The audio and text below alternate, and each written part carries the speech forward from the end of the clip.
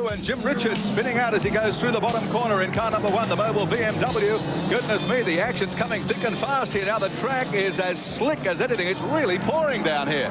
Not just pouring, it's torrential. Goodness me, Alan Moffat spears off the road, highlighting once again why on earth are people standing by the side of the racetrack. Goodness me. Well, Moffat had just passed in the previous lap Larry Perkins and was making such a good run. Goodness me, there's Jim Richards again. They'll have to come in for wets. Perkins has come to the pits. If he can get wet tyres on, Tony Noski is off in the Kalari entry. Andrew Bagnall has come in. Longhurst has spun his car. Mayhem at Wanneroo.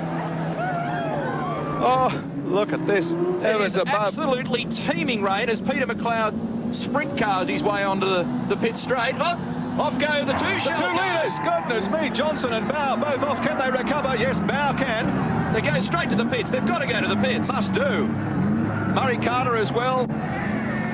It even suggests they may be Andrew Madecki. Carter's staying out there. Okay, Perkins has gone back out of pits. Look at, that's Murray Carter trying to drive in a straight line. There's so much water on the road, it's an impossible task. The crowd can't believe it. We can't believe it. Okay, so Dick Johnson for full wets. Now, the difficult thing here is I can still see sunshine in the background. It's very likely that they may have to make another rubber change before the end of this race as Colin Bond goes off on the Caltex Ford Sierra at the bottom of the straight. There must be something on the track there other than just water, that these guys are too experienced. And someone else joins him as well. In fact, it's Longhurst. Nudge the fence, Longhurst as well. They're having a hell of a time getting out of this position. Total ridiculous mayhem. John Bow to the pits. We need about 338 cameras to cover all this. It's all happening so fast that the rain broke and came down in torrents, almost, well, not without warning, because we did mention it several times. Red flag is out. Race has stopped. Race has been halted. Well, that was, I'd say, a pretty sensible decision by the clerk, of course. There's outrageous things going on all around the course. It's dangerous for all competitors, all spectators and officials. And the Confederation and the clerk, of course, have done the right thing.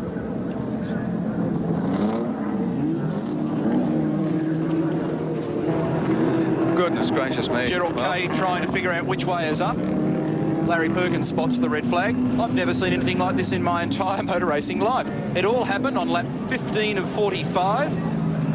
Round 4 of the Shell Ultra Australian Touring Car Championship. Things were going so well for Dick Johnson and John Bow at the head of the field. As we went to the break, we had Dick and John leading. And sunshine. Yeah, perfect sunshine. We gave you 3 minutes to go away and have a cup of tea, and we've served up the greatest amount of mayhem you could possibly have.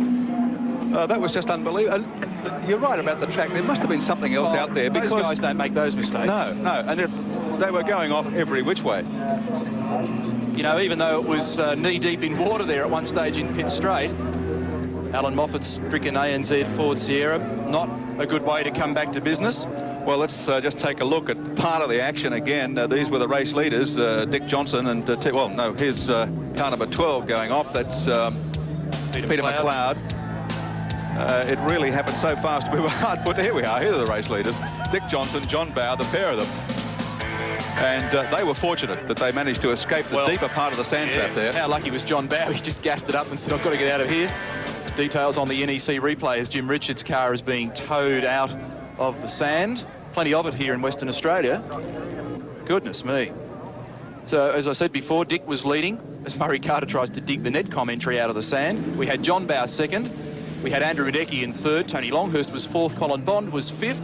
Lap 15 of 45. The rain came down and the place became a complete nightmare. In fact, John Farrell's car, which had pulled to the infield a lap earlier, has probably been the luckiest break of his life.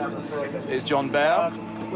His youngsters, his twins, in fact, turning 6 today. They probably aren't too impressed in Tasmania at the moment watching Dad sit in the pits. Yeah, I had a fleeting glimpse of him waving a birthday card out the window just prior to the start of the race. Well, they'll be happy at least that he survived that little spin-off in the wet.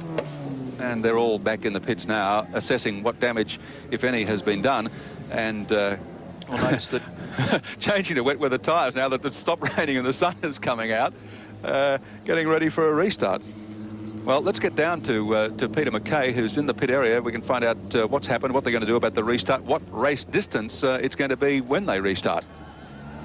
Well, pit lane, as you can see, is very, very busy at the moment, with every car in the Touring Car Championship field in for wet weather rubber for what might be a complete restart. I think we'll just go across and have a chat with John Bowe, who might throw some light on what sent all the cars off in the first corner. John, what was it out there? Just a rivulet of rain?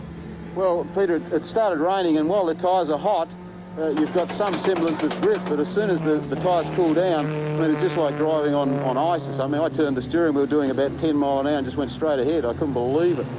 And well, what the problem is now, of course, is the sun's out. So you guys are putting on wet weather rubber, but in all likelihood, it'll be a track suitable for slick tyres in, what, 10 or 15 minutes? Well, probably so, yeah. They, you know, everybody makes jokes about Tasmanian weather, but this Western Australian stuff's not that flash, is it? No, you're right there.